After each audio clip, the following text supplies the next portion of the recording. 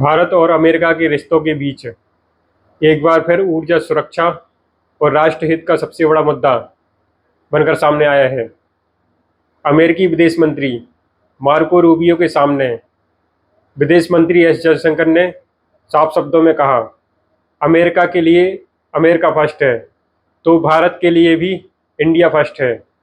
यह बयान सिर्फ एक कूटनीतिक जवाब नहीं, बल्कि दुनिया को भारत की नई विदेश नीति का संदेश भी था। नई दिल्ली में हुई अहम बैठक के दौरान अमेरिकी विदेश मंत्री मार्को रूबियो और भारत के विदेश मंत्री एस जयशंकर आमने सामने थे। अमेरिका चाहता है कि भारत अमेरिकी तेल और गैस की खरीद बढ़ाए। वहीं भारत ने साफ कर दिया है कि उसकी प्राथमिकता सिर्फ और सिर्फ राष्ट्रहित है।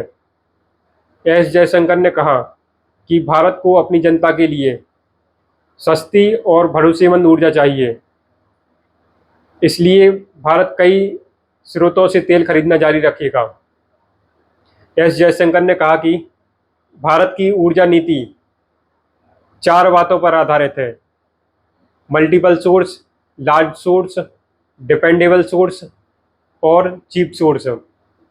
यानी भारत ऐसे देशों से तेल खरीदेगा जो बड़ी मात्रा में सप्लाई कर सके, लगातार सप्लाई दे सके और अहम बात, कम कीमत पर सप्लाई दे सके। दरअसल पिछले कुछ समय से अमेरिका लगातार भारत पर दबाव बना रहा था कि वह रूसी तेल पर अपनी निर्भरता कम करे। रूस यूक्रेन युद्ध के बाद पश्चिमी देशों ने रूस पर कई प्रतिबंध लगाए, लेकिन भारत ने साफ कहा था कि वह अपनी ऊर्जा ज़रूरत और कीमत के हिसाब से फैसला करेगा।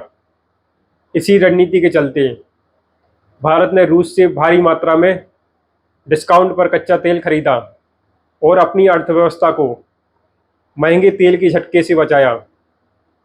अब पश्चिमी एशिया में ईरान और हॉर्मुज स्ट्रेट को लेकर बढ़ते तनाव ने पूरी दुनिया में चिंता बढ़ा दी है। हॉर्मुज स्ट्रेट दुनिया की सबसे महत्वपूर्ण तेल सप्लाई लाइन मानी जाती है।